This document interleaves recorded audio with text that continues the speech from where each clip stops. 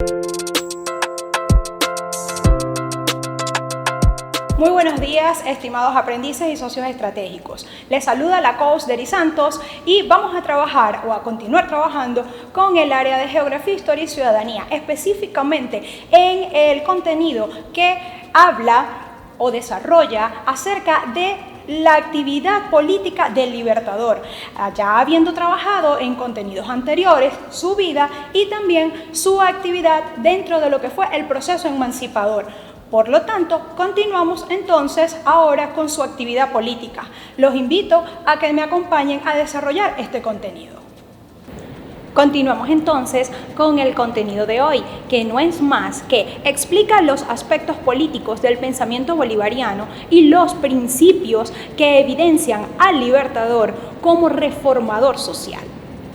Este contenido es muy específico en cuanto a las acciones políticas que tomó nuestro Libertador. Es importante destacar que es visto por la humanidad como una obra de arte este congreso que él lideró. No les estoy hablando en este caso del Congreso de Angostura, congreso que se celebró en la ciudad de Angostura, una ciudad que estaba ubicada para ese momento del proceso de la independencia en una ciudad dentro de lo que hoy actualmente llamamos el Estado Bolívar. En esta ciudad se concentraron diputados que representaban a Quito, a Nueva Granada y, por supuesto, a nuestra Venezuela. En este congreso, Bolívar buscaba discutir cuál era el fin político que iba a tomar Venezuela o cómo se iba a moderar Venezuela, administrar Venezuela, pues no tenía aún una república ni estaba considerado un estado. Veníamos del proceso de independencia, mas sin embargo, él como el general en jefe aún no se manejaba sobre ninguna de las normas o no había una norma que justificara su mandato. Entonces es cuando se ocurre este congreso y este ciudadano manifiesta lo siguiente: dichoso el ciudadano que bajo el escudo de sus armas, a su mando, ha convocado la soberanía para que ejerza su voluntad, pues él se sintió orgulloso del hecho de haber propiciado un congreso en donde se iba a discutir cuál iba a ser el destino de nuestro país. Continuando, él dice lo siguiente: la continuación de la autoridad en un mismo individuo frecuentemente ha sido el término de los gobiernos democráticos. Las repetidas elecciones son esenciales en los sistemas populares porque nada es tan peligroso como dejar permanecer largo tiempo a un ciudadano en el poder. El pueblo se acostumbra a obedecerlo y él se acostumbra a mandarlos, de donde se origina entonces la usurpación y la tiranía. Un justo celo es la garantía de la libertad republicana y nuestros ciudadanos deben temer y tener sobrada justicia que el mismo magistrado que los mandó tanto tiempo también pueda mandarlos perpetuamente.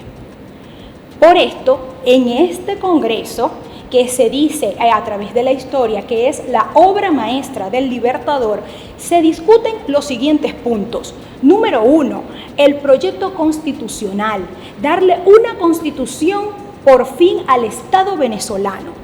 La profunda reflexión que se hizo acerca de la situación social de la población venezolana. La creación de los poderes públicos, más el poder moral, que en la actualidad está incluido en la nueva Constitución de la República Bolivariana de Venezuela. Y por supuesto, algo que fue muy enfático a favor de la defensa de los derechos humanos fue la abolición total de la esclavitud o la ley acerca de la abolición de la esclavitud. Estamos hablando de que esto se propuso en el año 1820 y no es sino hasta 1854 que se define la disolución o por fin el cese de la esclavitud para aquellos ciudadanos que, ejemplo, eran peones, obreros o sencillamente negros esclavos comprados que eran utilizados para los trabajos forzosos, sencillamente por la condición de ser esclavos.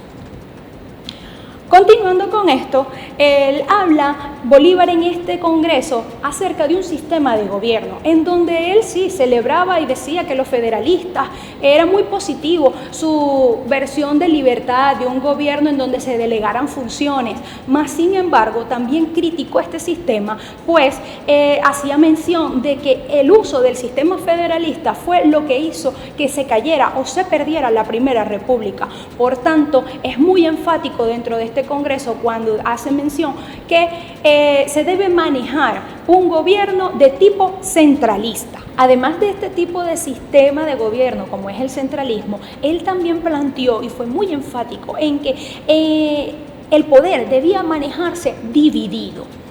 Cada uno de esos poderes tenían que manejar un aspecto esencial dentro de lo que era el gobierno. Uno era el poder ejecutivo.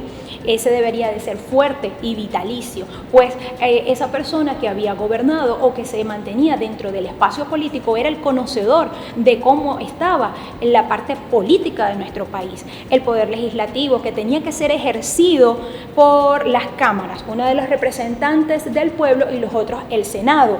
El poder judicial, que este sí tenía que ser independiente y autónomo. Para resumir entonces, podemos ser muy enfáticos en que este tema se trabaje basado en el Congreso de Angostura. Repito, es calificado como la obra maestra del Libertador.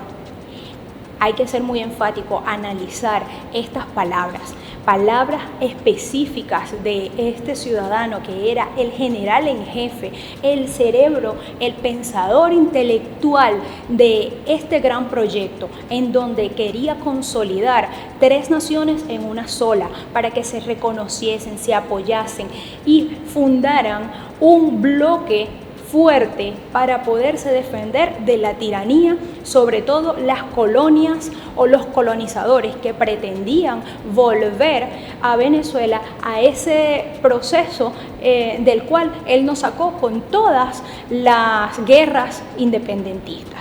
Y bueno, cierro con ustedes recordándoles estas palabras. Nada es tan peligroso como dejar permanecer largo tiempo a un mismo ciudadano en el poder. El pueblo se acostumbra a obedecerle y él a mandarlo, de donde se origina la usurpación y la tiranía. Este material va a quedar colgado en la aula de Classroom. Les invito, por favor, lean, nútranse de este contenido. Además de eso, también voy a facilitar para ustedes todo el discurso pronunciado por el Libertador en el Congreso de Angostura.